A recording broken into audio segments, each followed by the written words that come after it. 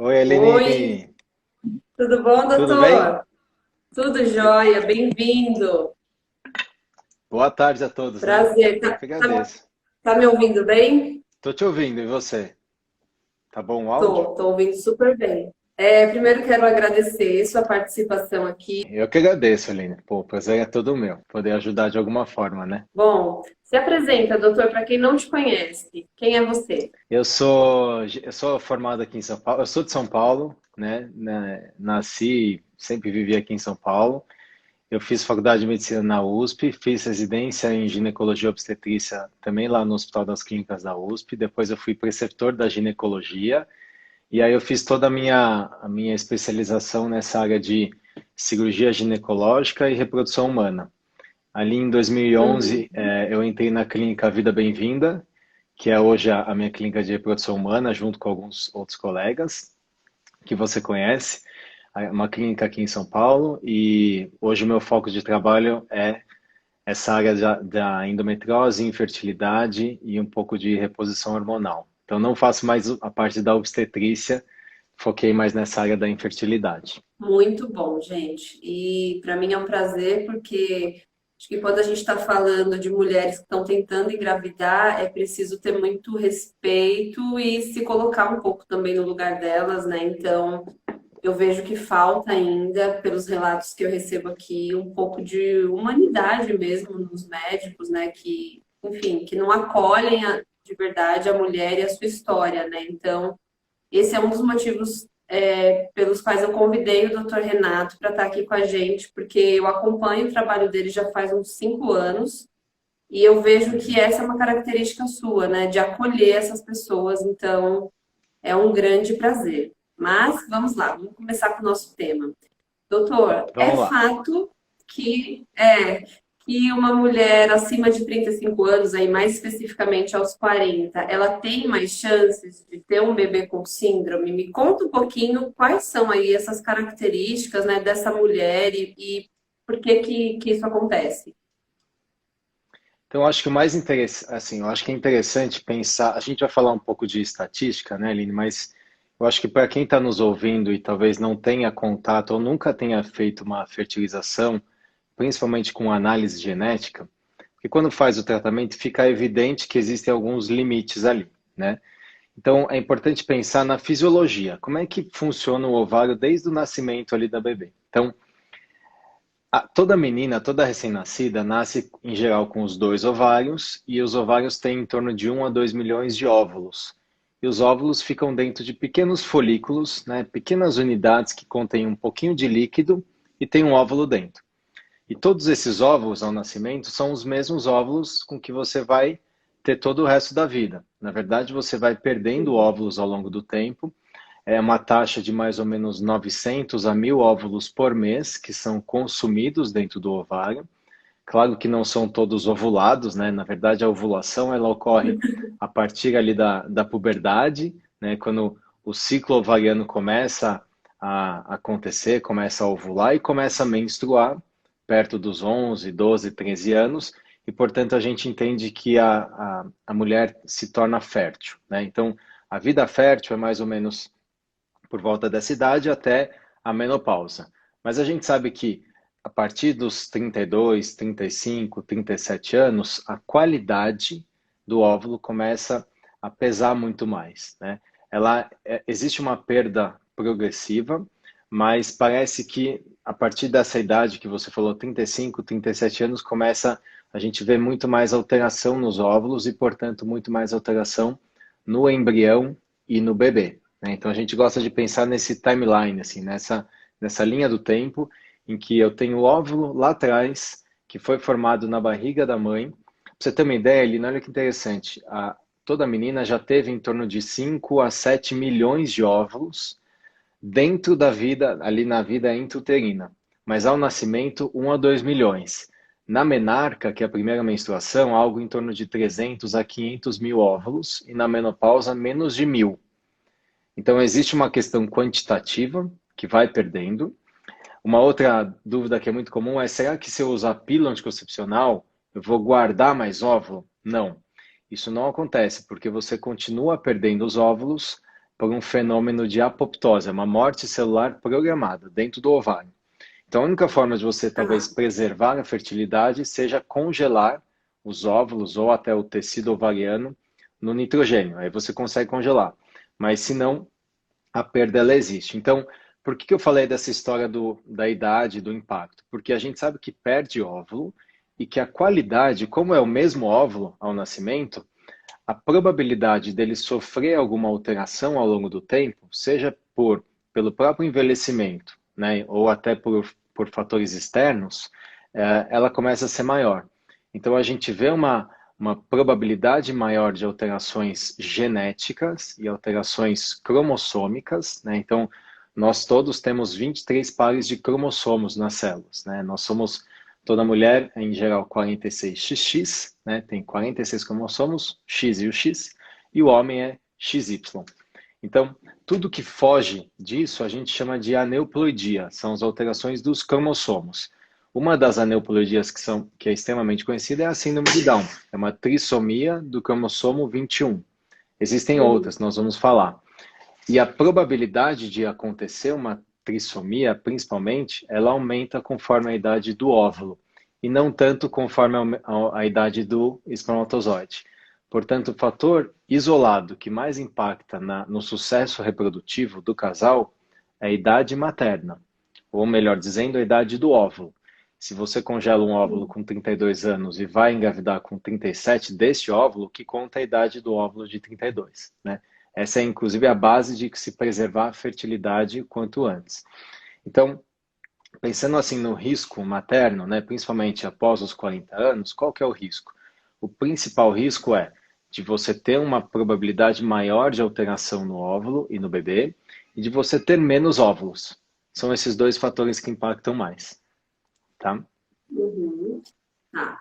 Doutor, mas as pesquisas mostram, por exemplo, que uma mulher de 40 anos, eu vejo que é muito frequente aqui, por exemplo, a queixa de aborto.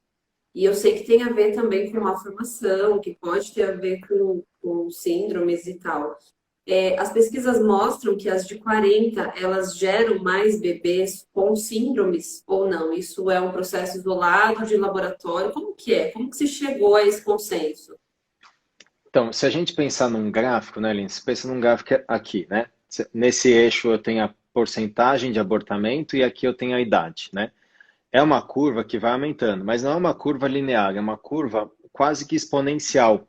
Eu tenho um aumento ao longo da idade, mas no final aumenta bastante. Por quê? Porque principalmente a partir dos 37 anos, a probabilidade de você ter essas trissomias, que é um cromossomo inteiro a mais nas células do bebê, né, do feto e do bebê, ela começa a ser maior. E principalmente as trissomias do cromossomo 18, do 21, né, que são as que a gente mais conhece, mas que a maioria gera abortamento.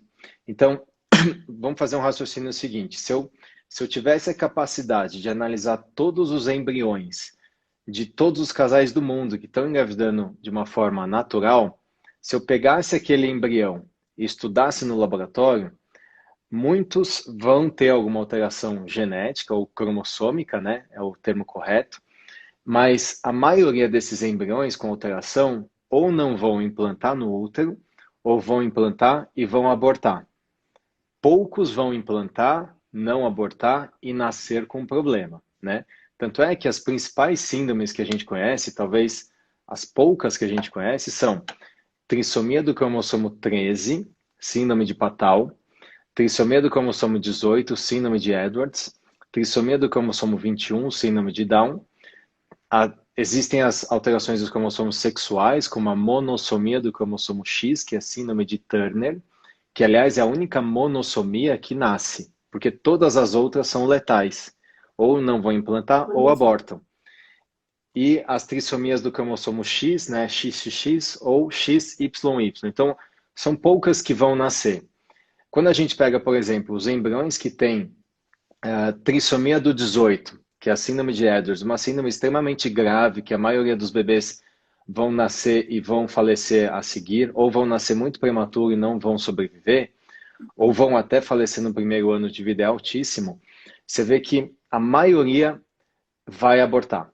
praticamente só 1% vai evoluir, vai nascer. Então, das gestações que evoluem, né, o que é o que a gente vê, entre aspas, na verdade, você está vendo só a pontinha do iceberg, porque a própria gestação, a fisiologia da gestação, entre aspas, não permite o embrião que não é normal, na maioria das vezes ele acaba não evoluindo. Então, quando a gente pensa clinicamente, né, naquele nosso timeline, ou eu vou ter uma falha de implantação, um beta-HCG negativo, e como que a gente vê isso na clínica? O casal que não engravida, por exemplo, tem 40 anos, tem tudo normal, as tubas são normais, o sêmen é normal, ovula, o endométrio está bonito, não tem endometriose, mas não engravida. Qual que é a causa invisível? A idade. Porque eu não consigo enxergar a qualidade do óvulo. Eu não consigo pedir um exame para ver a qualidade do óvulo. Mas eu consigo ver a data de nascimento. E pelos estudos retrospectivos, eu entendo e eu explico para a paciente, olha, para esta idade, a probabilidade de ter alteração no embrião é X%. A probabilidade de ter um abortamento é Y%. E a probabilidade de ter um bebê com alteração cromossômica é Z%. Então, em geral, essas porcentagens são progressivamente menores, claro, né? Você tem, olha que interessante, Aline. Se você pegar um embrião de uma mulher de mais ou menos 32 anos, tá? Fiz uma fertilização in vitro, peguei o embrião o melhor embrião lá. Ele tem uma chance mais ou menos de 70% de ser normal, ou seja, menino ou menina, 46XY, 46XX. 30% tem alguma alteração, que são essas aneuploidias que eu falei, né? Ou seja, já existe um impacto da idade, mesmo com 32 anos. Só que a maioria desses embriões, desses 30%, não vão engravidar ou vão abortar. Pouquíssimos vão nascer. Tanto é que quando a gente pega a taxa de síndrome de Down para mulheres, mães de 32 anos, é algo em torno de 1 para 700 nascimentos, 1 para 750, algo assim. Para 40 anos já é 1%, 1 para 100, né? Então, por quê? Porque você tem uma proporção maior de embriões com aquela alteração e progressivamente você tem embriões que vão implantar e vão nascer com alguma alteração, tá? Mas a probabilidade, apesar da gente falar muito em taxas e taxas, você vê que mesmo para 40 anos, um risco de 1% de síndrome de Down para o bebê, em medicina, não é um risco que se considera alto, né? Se você for pensar que a taxa geral de malformação dos bebês, em geral, para qualquer mulher, é algo em torno de 4%, e ninguém fala nisso, né? A maioria das pessoas que Nossa, engravidam não sabe que 4% pode ter alguma malformação, desde uma malformação leve até uma malformação complexa, cardíaca, renal. Mas tem 4%. Então, 1% de síndrome de Down para 40 anos é um risco que ainda é um risco considerado tecnicamente medicina baixo, né? E aí a gente pode até falar depois como reduzir esse risco, né? Como mitigar um pouco sim. desse risco.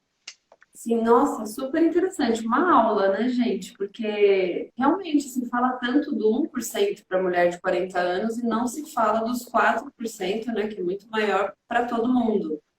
Então a gente fica com Uhum, aquela ideia, e assim, eu não tenho 40 anos, mas eu estou falando em nome de quem tem aqui, e é desesperador de ver os uhum, relatos de um monte de mulher cheia de medo, né? Porque é meio que parece que é uma coisa inevitável e que vai acontecer a qualquer custo, de qualquer uhum. forma, e não é bem assim, né, doutor?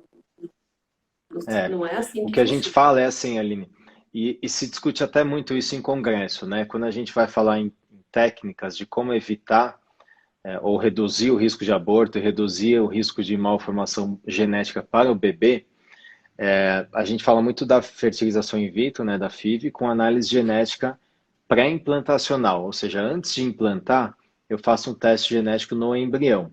E eu vejo, se esse embrião for saudável ao teste, eu transfiro. Se ele não for, eu não transfiro. Então se discute muito isso, porque se você pensar que um risco para 40 anos é 1%, para 41 é algo em torno de 1 para 80 nascimentos. Ainda é um risco baixo em medicina, né? Você vai usar uma técnica para reduzir um risco que ainda é baixo, mas assusta, é o que você falou, né? Existe, claro, que esse receio, existe essa preocupação, e que eu acho que é super válida, mas é importante a gente pensar com uma cabeça que é difícil da gente ter, que é a cabeça probabilística, né? A gente tende a pensar com cabeça de humano é sim ou não, né? Aí eu vou ter ou não vou ter. Mas não é assim que funciona, né? E na reprodução humana, especialmente, é muito mais tranquilizador e acho que até mais fácil de lidar com as estatísticas se você pensar com uma cabeça de probabilidade, que geralmente precisa de um certo treinamento. Então, quando a gente fala na consulta, né, para as pacientes, olha, a probabilidade de gravidez da FIV é 35%. É difícil de palpar isso, né? É difícil você entender, poxa, então quer dizer que eu preciso tentar 3 vezes para dar certo? Fica um pouco difícil, né? Mas quando essa probabilidade ela é muito baixa, a gente tem que pensar em outra técnica.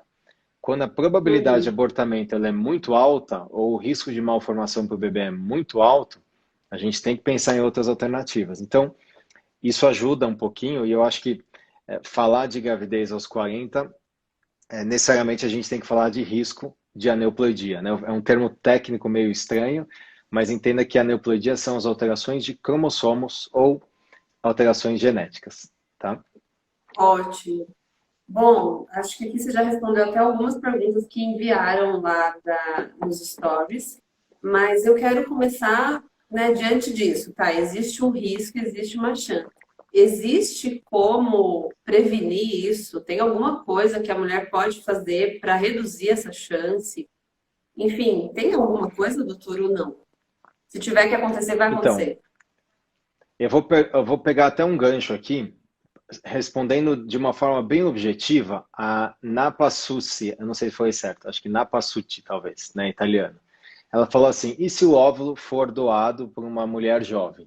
Essa talvez seja a situação que hoje, na medicina reprodutiva, a gente tem para solucionar ou reduzir muito o risco de alteração cromossômica, alteração genética, né? Porque, veja, se o problema principal é a idade, e hoje a gente não consegue ainda reverter o relógio biológico do óvulo, nem nosso, né, das células somáticas, muito menos das células reprodutivas, a única forma seria utilizar um óvulo jovem, né, doado, por exemplo. Então, respondendo objetivamente, ovo doação. Mas se eu for usar os meus ovos próprios, eu tenho, por exemplo, 41 anos e eu quero engravidar, eu quero tentar pelo menos com os meus ovos, né? A forma mais prática é entregar mais óvulos via fertilização in vitro, por exemplo, né? Quanto mais óvulo eu conseguir retirar, conseguir formar, mais embrião eu devo ter e a maior probabilidade de encontrar um embrião saudável nesse grupo de embriões, né? Então, olha só, vamos fazer um raciocínio, um exemplo simples, né? Se eu tenho uma paciente de 30 anos que vai fazer uma fertilização por qualquer motivo, ela talvez com 5 óvulos, ela consiga encontrar um embrião saudável, ou 4 óvulos. Ela consiga encontrar um menino ou uma menina, entenda aqui um bebê saudável, né? Um embrião saudável. Se eu tenho 40 anos, eu preciso algo em torno de 15 ovos ou mais para encontrar, entre 12 e 15 ovos para encontrar um embrião saudável. Então, eu encontro, só que as custas em geral de mais tratamentos, de mais estimulação e de mais coleta. E é aí que entram as tentativas. Então, quando a gente ouve falar de tentativas, a gente está falando muito, eu estou falando aqui muito de fertilização. Por quê? Porque é o tratamento que a maioria das pacientes com 40 anos ou mais vai ter contato, né? Então, Uhum. as tentativas, no fundo, entenda que eu estou tentando entregar o máximo possível de óvulos para serem fertilizados e, com isso, ter o máximo possível de embriões. Já que nesse grupo de embriões, eu vou ter uma probabilidade menor de ter um embrião saudável. Então, quanto mais embrião eu tiver, Uhum. maior é a minha chance de encontrar, tá? Olha que interessante. Eu Uhum. falei lá dos 32 anos que mais ou menos 70% dos embriões são saudáveis. Para 40 anos, a gente tem algo em torno de 35% de embriões saudáveis. Então, cai pela metade. Por quê? É o próprio envelhecimento. Isso mesmo numa mulher super saudável, viu, Aline? Então, uma mulher que faz atividade física, se alimenta bem, dorme bem, faz reposição de vitaminas, suplementos e tem um corpo saudável, ela tem o mesmo risco para a mulher que tem a mesma idade dela, mas que, por exemplo, não tem hábitos saudáveis. Claro que o que conta em relação à saúde não é só a questão cromossômica, né? Eu não estou falando que então não é para ter hábitos saudáveis, pelo contrário. os hábitos saudáveis, e eu sei que acho que é uma das suas perguntas, né? Estou me antecipando aqui. Se você tem uma alimentação boa, dorme bem, pratica atividade física, tenta controlar o estresse de alguma forma, você tende a ter um folículo ou um ovário mais saudável e você tende a ter uma resposta ovariana na fertilização melhor. Mas é Uhum. difícil de acreditar que você vai ter vamos dizer assim, um embrião geneticamente melhor. Não é isso, porque eu não consigo mudar o núcleo do óvulo, né? Ele está lá. Sim. Mas eu consigo mudar o citoplasma, eu consigo mudar talvez a composição das mitocôndrias, o gasto energético daquele óvulo e tal. E aí que impacta a saúde da paciente e também do parceiro na saúde do bebê, né? Porque nem tudo é genética. Uhum. Existem outras coisas que influenciam muito no resultado da gestação, como a própria epigenética, né? Que é um tema que a gente podia fazer uma live só sobre isso, é um tema totalmente à parte, Vamos né? fazer. Vamos fazer. Eu tenho lido e é bem interessante, né? É bem interessante, influencia muito, né? E aí que entra a obesidade, tabagismo, estilo de vida e tal, né? Mas o que Sim. impacta mais Tem a na ver idade, se a com os gente pegar fatores externos, né? fatores externos, fatores, vamos dizer, ambientais, né? E hábitos, né? Então, por exemplo, uma mulher que é obesa, por exemplo, né? Ou tem ovário policístico e ela não cuida, ela pode passar algum tipo de problema, entre aspas, alguma questão, alguma alteração, até endócrina para as próximas gerações, né? Isso não é por uma Uhum. questão genética Uhum. necessariamente, é uma questão às vezes epigenética, tá? Mas o impacto da idade é maior sobre a questão genética. Tá. Agora, doutor, vamos pensar em duas situações. Assim. A paciente que está tentando engravidar naturalmente, que não vai fazer FIV porque ela não tem condições, enfim, seja qual for o motivo, ela não vai fazer. E a paciente que vai fazer uma FIV. Tem alguma coisa que elas possam mudar para. Porque, pelo que você falou, não tem como prevenir, então, né? Se é uma coisa genética, né? Aquele bebê vai ser mal formado, independentemente dos seus hábitos. É isso? Não tem nada que a gente possa fazer ou possa indicar? Se você for pensar evolutivamente, Aline, não tem muito, assim, o óvulo está lá, né? Pensa assim, ele é o mesmo óvulo desde o nascimento. Se for aquele óvulo que for liberado, né, for ovulado naquele mês, e você está com 41 anos, por exemplo, e engravidou, existe um risco, sim, né, de se formar um embrião com alguma alteração e esse embrião implantar e gerar uma gestação com alguma alteração. Esse risco ele existe. Como evitar isso? A única forma de realmente evitar seria eu ter congelado meu óvulo lá atrás, né? Mas a paciente que não congelou, evidentemente, não tem acesso a isso, ou usar um óvulo mais jovem, ou, enfim, correr esse risco. Não tem muito como fugir disso, né? Agora, talvez a pergunta seja um pouquinho. A próxima pergunta fosse assim: olha, tudo bem, eu entendi que eu tenho esse risco, que é inerente à idade, que é inerente à reprodução humana e à evolução humana. É um limite da evolução humana, não tem jeito, e provavelmente a gente não vai ser blindado a isso nos próximos 1000 anos ou mais. Ou seja, não vai existir uma mutação genética super favorável a ponto de falar, olha, as mulheres agora estão vivendo 100 anos, as mulheres estão inseridas no trabalho, as mulheres precisam postergar aí a gestação. E aparece um gene aí fantástico que posterga a longevidade ovariana. A gente ainda não tem acesso a isso e provavelmente isso não deve acontecer. Então é o risco da idade, não tem jeito, né? Existe uma sincronia entre a vida social hoje, o impacto da mulher hoje, principalmente no trabalho, na carreira universitária, na vida mesmo, né? Assim, na independência, na autonomia, versus a vida fisiológica da reprodução humana. E é uma sincronia brutal, né? Porque hoje a gente pega a média das minhas pacientes no consultório é em torno de 39 anos que estão lá para engravidar. Se você olhar simplesmente 20 anos atrás, 30 anos atrás, você vê que a média era muito menor, né? A gente tinha muito mais fator tubário, né? Problemas de tuba uterina, de obstrução, do que propriamente a Do que a idade, idade? né? Que Uhum. procuravam para fazer FIV, né?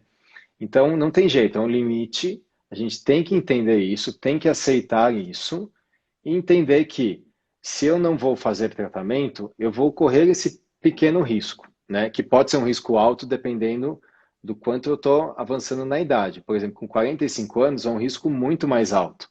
Mas qual que é o risco? Não é necessariamente de ter um bebê com alteração, mas sim de ter um abortamento.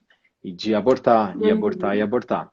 Que é muito duro, né? Então, aí entram os tratamentos, né? Os tratamentos visam a Sim. não só aumentar a taxa de gravidez, mas aumentar a taxa de nascido vivo, né? A gente fala que a meta do tratamento é ter o bebê no colo, né? Em casa, no colo. Que eu aumento a taxa de gravidez, reduzo o risco de aborto e com isso aumenta a chance de ter o bebê nascido saudável, né? Então, Uhum. foi uma resposta longa, mas para falar aqui no fundo, não tem como evitar, tem como você detectar. Então, se engravidou com 40 e poucos anos, espontâneo, né? Eu não tive um rastreamento antes, mas engravidei, eu consigo ali com algo em torno de 10 semanas fazer um teste no sangue, por exemplo, que chama NIPT, que é o teste pré-natal não invasivo, em que eu detecto um pouco de DNA fetal circulante no sangue da mãe e que eu vejo se aquele feto ele tem todos os cromossomos compatíveis com uma gestação saudável ou não, né? E aí com essa informação Sim. eu posso preparar melhor um casal, né? No Brasil, você não pode fazer nada além disso, né? Você faz o diagnóstico e acompanha, né? Em outros Sim. países, como a Alemanha, a França, você pode ter o diagnóstico e tomar uma decisão mais agressiva, né? Vamos dizer assim. Aqui no Brasil, não. Você só pode diagnosticar, mas você não consegue tratar, tá? Sim. Sim. É. Bem, acho que é importante ter tudo isso em mente, né? Até porque às vezes eu vejo muitas mulheres batendo numa única tecla e ela tá na real perdendo tempo, né? Porque o que ela tinha que fazer era procurar uma ajuda mais especializada e não, a gente vê ainda, doutora, as mulheres acreditando muito em coisas milagrosas, sabe? Então, eu vou tomar o chá fulano, o indutor fulano e vai dar certo. E nessa idade, realmente não bate, né? É tudo que você, aquela explosão que você tá na sociedade, no trabalho, não sei o quê, mas o seu corpo não acompanha, né? O seu sistema reprodutivo não está acompanhando isso. Então é importante ter esse olhar, né? Agora, doutor, E você então isso sabe, significa, por perdão, exemplo, que na fertilização eu consigo diagnosticar já na hora de, antes de implantar esse embrião, se ele tiver alguma, enfim, anormalidade, ele alteração. não, eu já consigo ver antes de implantar, né? Então não nascem bebês com síndrome de fertilização, vindos de fertilização? Pode nascer. A resposta é: pode nascer sim, principalmente se você não faz o teste e não sabe. E pode nascer mesmo fazendo o teste? Até pode, é a margem de erro do teste, que é pequena, né? Então, como todo teste em medicina, existe uma sensibilidade, uma especificidade e uma acurácia, né? Uma taxa de acerto.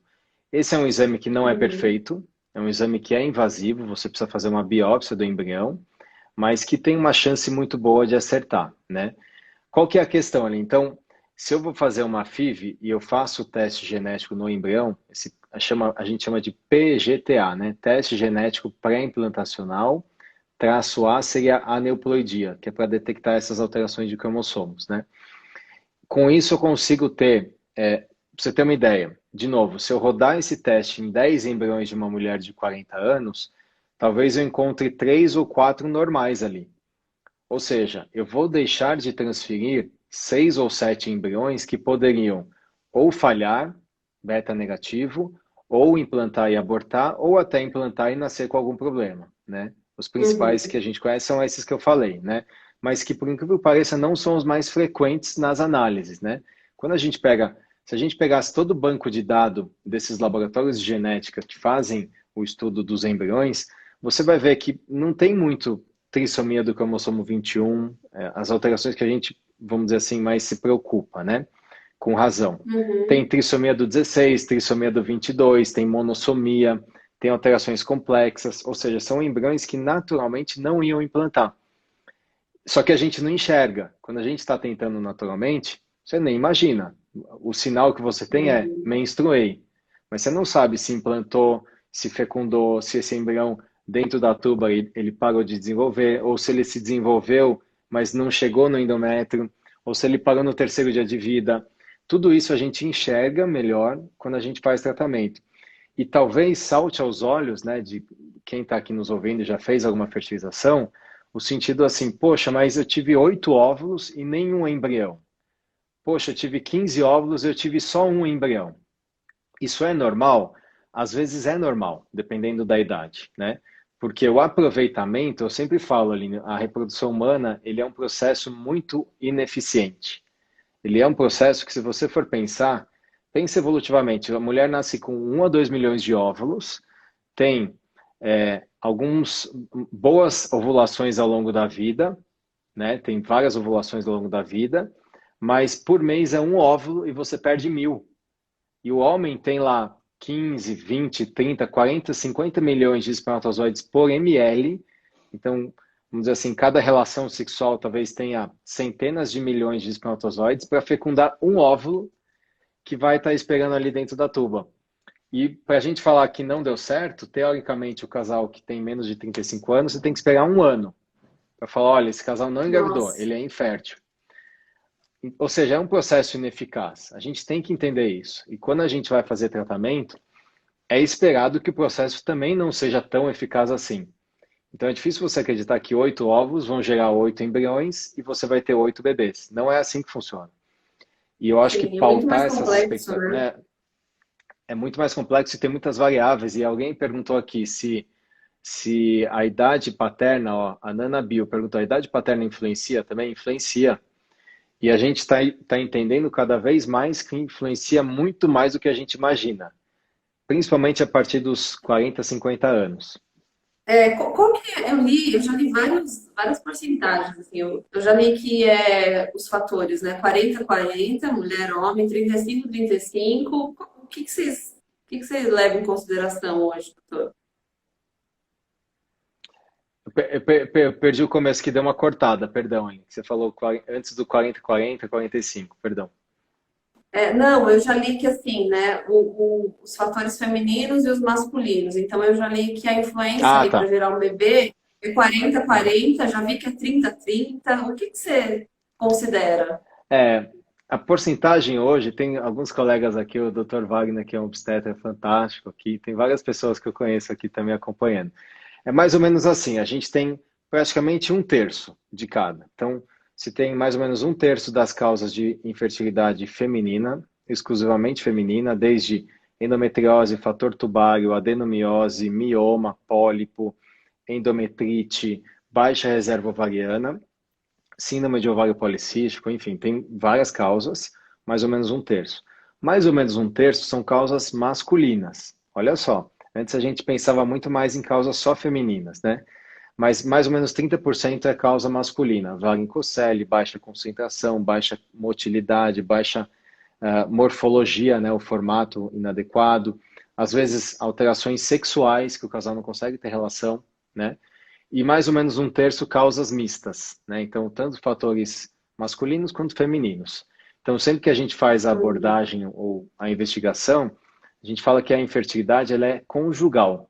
Então, o casal deve ser investigado. Mesmo se, por exemplo, é um casal que está há 1 ano junto, o marido já tem 2 filhos de outro casamento e é saudável. A gente tem que investigar o casal, porque pode ter acontecido alguma coisa, e nessa, se você não investiga, você come bola e não entrega o melhor tratamento. com certeza.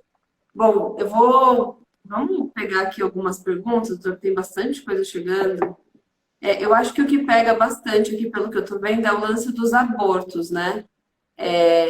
Eu vejo que ainda não é uma conduta tão realizada de investigar a causa dos abortos. Então, chega gente aqui com, nossa, eu tive 3 abortos, tive 4 abortos, eu fico pensando, meu Deus, 4 abortos? Vai esperar ter o quinto, sabe? Por que que os médicos não agem antes, né?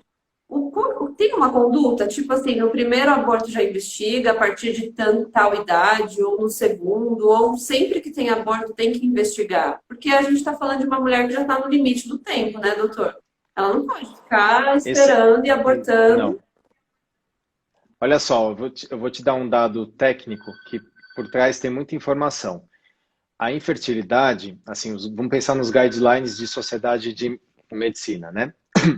A conduta é você investigar, pedir todos os exames para o casal, independente de abortamento, tá? Quando a mulher tem até 35 anos, você espera um ano. Você pode esperar um ano, o casal tentou engravidar, não conseguiu, investiga. A gente chama de infertilidade conjugal. Se a mulher tem 36 a 39 anos, eu já investigo com 6 meses de tentativas. Ou seja, eu estou tentando há 6 meses, tenho 37 anos de idade, eu já estou autorizado a investigar. Por quê? Porque o tempo é crucial. Se eu esperar mais 6 meses, essa mulher pode chegar nos 38 e eu piorei a chance de gravidez se eles precisarem de algum tratamento.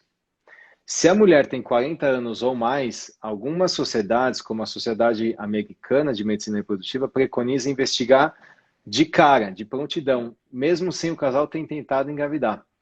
O que está por trás dessa conduta? Tempo é crucial, principalmente a partir dos 35, e se você fica perdendo tempo ali no consultório do ginecologista, só induzindo ovulação, fazendo coito, tal, com 40 e poucos anos, a chance de você precisar, primeiro, a chance de ter alguma dificuldade é altíssima, a chance de precisar de algum tratamento de reprodução assistida é alta, e a chance do tratamento com o especialista, ela vai ser menor se você ficou gastando muito tempo com tentativas mais naturais, né? Não quer dizer que são tentativas sem resultado, pode engravidar natural, mas é obrigatório a gente entregar o melhor, né? Então, a gente tem que investigar. Quando a gente vai para os abortamentos, o raciocínio é parecido, né? Se eu tenho uma paciente que tem 40 anos e teve um abortamento, a minha conduta é, apesar de não estar no guideline que entra como abortamento de repetição, a gente investiga. Por quê?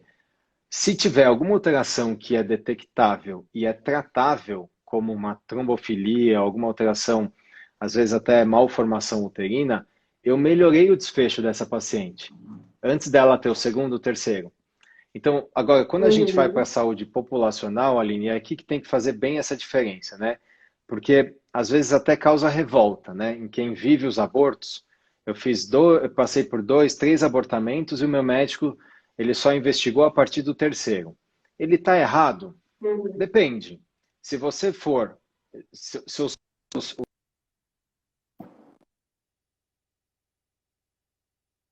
das clínicas, né? Acho que voltou agora, né? Voltou. E, e eu tenho uma conduta para o hospital, populacionalmente, se eu investigar toda paciente que tem um aborto só, não só, mas tem apenas um aborto, eu vou investigar muitas pacientes, eu vou gastar muito volume de financeiro, tal, que eu poderia estar drenando para outras, né, tratamento de quimioterapia, etc., para beneficiar poucas. Ou seja, muitas pacientes com aborto nunca mais vão ter o aborto. Elas vão ter a segunda gestação, saudável, engravidou e acabou. Né? Quando a gente pensa, então, em probabilidade, de novo, né, com aquela cabeça de chance, se eu tenho 2 abortamentos seguidos, a chance de eu ter um terceiro, ela começa a aumentar e aí faz mais sentido eu investigar. Né? Então, 3 abortamentos seguidos, a chance de ter um quarto e de ter alguma alteração uterina ou até trombofilia começa a ser cada vez maior e faz muito sentido investigar. Então, no consultório é uma coisa. Eu, particularmente, até investigo antes de ter nenhum. A gente costuma até pedir algumas trombofilias, né, investigação de malformação uterina e tal, mesmo sem ter tido história de aborto. Por quê? Porque se para aquela paciente que foi no meu consultório eu conseguir prevenir um abortamento, poxa, eu mudei a história desse casal, né? Agora, eu não posso Uhum. aplicar esse raciocínio para uma saúde pública, porque senão eu vou fazer muito Entendi. exame, eu vou gastar muito, muito dinheiro do Estado, que para beneficiar pouco, sim, eu vou beneficiar, mas eu vou deixar de tratar outras todas que têm doenças até, Sim. talvez, letais, né? Então, é importante pensar nisso. Então, na prática, a gente investiga, teoricamente, a partir de 2 ou 3 abortamentos na saúde pública, mas no consultório a gente investiga para praticamente todo mundo. Entendi. Bom, a conclusão é, se você tem um pouco mais de condições e tem esse privilégio, marca uma consulta individual e aí sim você vai conseguir ter esse acompanhamento mais próximo, né? No caso das mulheres que já tiveram 2 abortos, às vezes 3, e ainda não foi pedida essa investigação. Agora, doutor, quando se fala investigar, o que que é? É pedir um monte de exames. Que exames são esses? O que que é essa investigação, assim, para ficar mais palpável? A investigação é o seguinte, pensando em abortamento, né?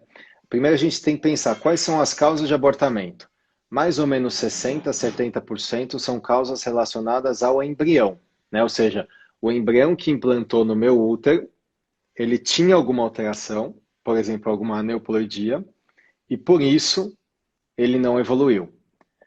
E isso, em geral, é uma causa aleatória. Essa causa ela acontece, pode ter sido aquele mês e no mês seguinte você engravida e evolui e vai tudo bem, tá? Isso acontece Uhum. inclusive com pacientes de 30 anos, de 20 e poucos anos, acontece. A gente estima que mais ou menos 30% das pacientes vão ter, 30 a 35 vão ter pelo menos um abortamento na vida, né? Então, se eu pensar, olha, 60 a 70% é o embrião e eu não consigo investigar o embrião porque ele já foi, né? Eu vou estudar, eu vou investigar as causas não embrião, ou seja, causas uterinas, causas maternas. Quais são elas? Se fala muito nas trombofilias, que são condições genéticas ou adquiridas que aumentam o risco de ter alguma trombose ou um pequeno trombo, que naquela interface super delicada entre o bebê e a mãe, ou seja, a placenta ali, se como é aquela área muito vascularizada, se eu tenho alguma pequena trombose ali, para de ir sangue, né? O fluxo sanguíneo não é adequado. De uma forma bem simplista é isso, né? E aí aquela Sim. gestação para de evoluir. Só que geralmente são abortamentos mais tardios, depois de 12, 13 semanas. Abortamentos precoces, 6 ou 8 semanas, são muito relacionados à alteração do embrião, tá? Então, a gente investiga a trombofilia, a gente investiga malformações uterinas, como duplicidade do útero, é, só ter um pedacinho do útero, né, que é o útero Uhum. unicorno, ter alguma sinéquia, algum septo uterino, que aumenta muito o risco de abortamento. Então, assim, causas que aquele compartimento ali vai receber o embrião ou o útero, e causas sanguíneas da mãe, até causas imunológicas. Uhum. Como que a gente faz a investigação Tá. na prática? Consulta médica, a própria anamnese, a pergunta, a investigação, exame físico. Na clínica a gente faz muito ultrassom já na primeira consulta e pede alguns exames de sangue para investigar essa parte de trombofilia e de imunidade. Uhum. Legal. Doutor, tem uma pergunta aqui da Renatinha Yasmin. Ela perguntou se a mulher que já tem idade avançada, mas não toma anticoncepcional há muito tempo, tem mais chances de engravidar mais rápido se comparado com aquela que toma anticoncepcional há muito tempo.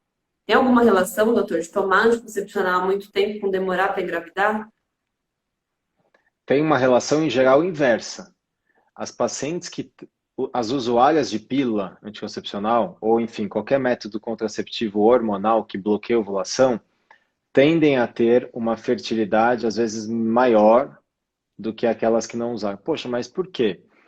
Porque a tendência é você ter uma probabilidade menor de ter endometriose e às vezes você tem menos infecções, menos problemas tubários usando pílula. Porque, enfim, tem alguns mecanismos ali, né, no colo que tende a ter menos risco de infecção e depois danos na tuba. Então, se você olhar puramente os dados, né, olhar assim a população, faz um estudo de coorte, né, que a gente fala, pega o grupo de pacientes que Uhum. usaram pílula por 10, 15 anos e vê a taxa de gravidez, depois quando elas quiserem engravidar versus quem não usou, a tendência é um pouquinho mais de ter mais fertilidade em quem usou. O que não quer dizer que então vou usar a pílula aqui um mês para depois aumentar minha fertilidade. Isso não é verdade, tá? É só um Uhum. viés de seleção, tá? É um viés, principalmente quem usa muito tempo. Uhum. Ótimo. A pílula ela vai fazer o Bom, efeito ali durante só o uso, né, Lina? Acho que vale ressaltar isso.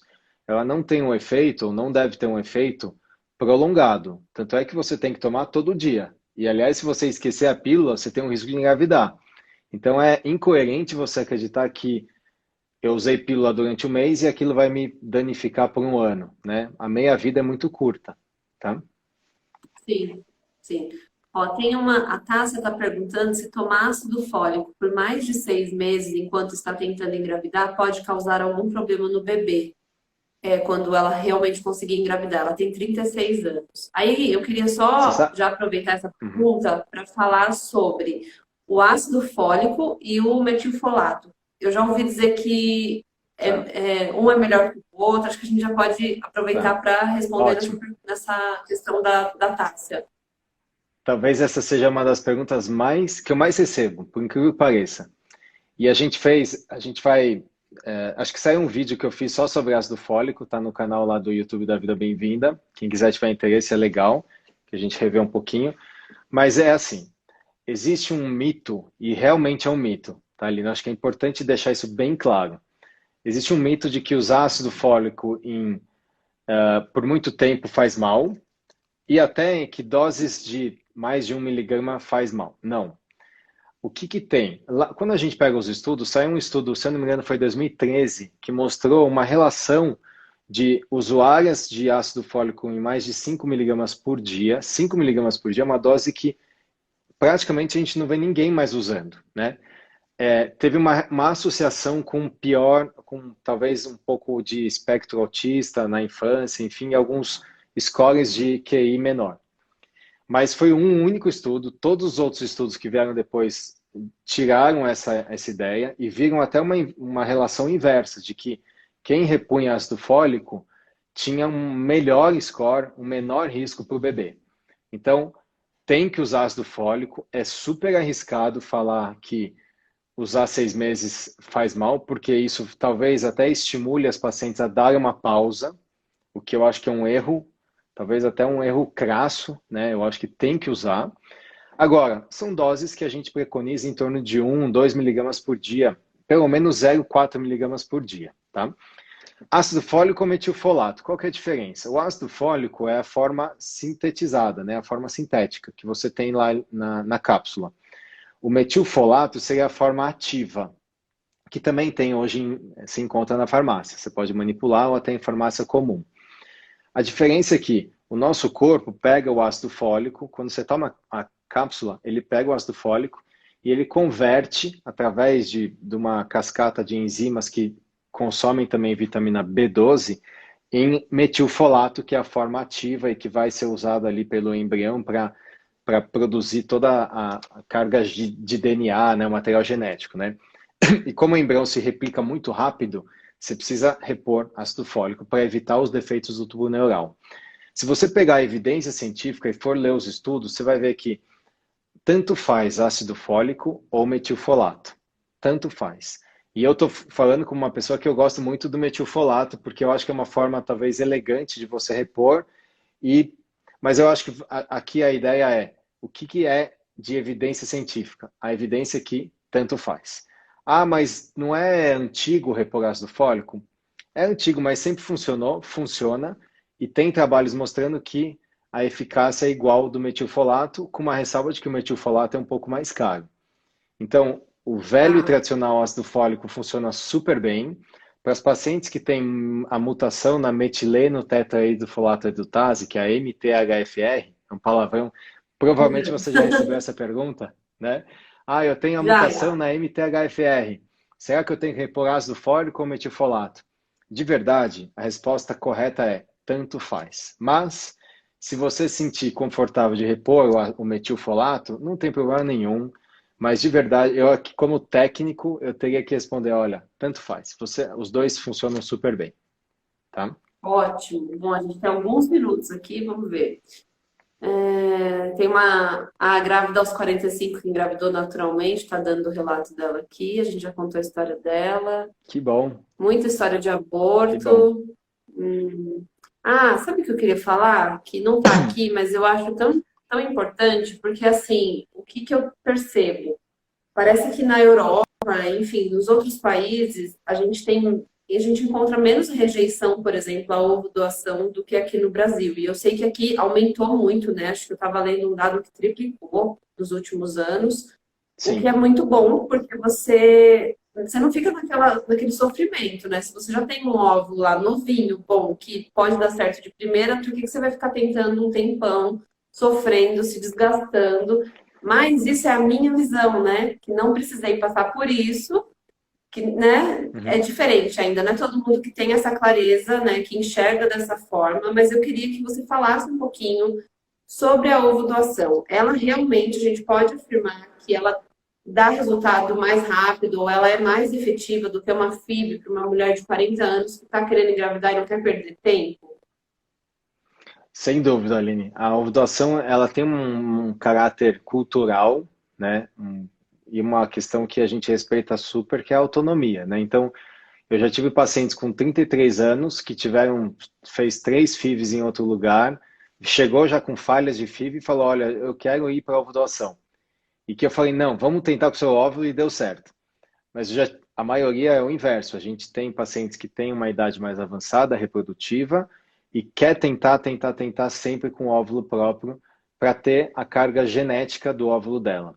Isso é super compreensível, mas se a gente for pensar evolutivamente, né, a diferença genética entre o seu DNA, o meu DNA, o DNA da minha esposa, do meu filho, etc., é muito pequena. Então é muito mais uma questão, eu diria que assim, cultural do que evolutiva, do que seres humanos se reproduzindo, tá? Então, graças a Deus existe a ovulação, porque sem ela e até sem a doação de sêmen, né, não teriam muitas famílias por aí, né?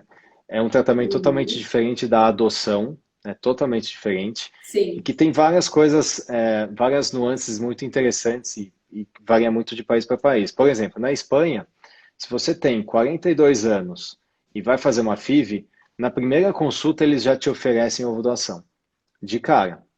Se você fez 2 FIVs com 39 anos e não deu certo, eles vão te oferecer ovulação, fortemente vão te oferecer, e provavelmente a espanhola vai fazer. É uma questão cultural e que lá evita muito tratamento de repetição, muito gasto, gasto, gasto. O que o médico, no fundo, está querendo fazer? Ele está querendo ajudar no sentido de, olha, eu tenho um tratamento aqui que te dá uma chance de 50% a 60% versus 5% com seus óvulos. Você não quer entender, estudar essa opção? Então, e a cabeça probabilística ajuda muito nisso, né? Se você se apegar muito aos 5%, eu entendo, né? Às vezes, poxa, mas eu tenho 5, eu vou fazer desses 5 virarem 100%. Mas nem 5%, às vezes você precisa fazer muitas e muitas FIIs para dar certo, né? E você acaba esquecendo que existe 95% de chance de não dar certo. Então, a ovulação, no fundo, é o tratamento que soluciona muitos problemas, é um tratamento que é viável para muitas pacientes, mas que para outras não é.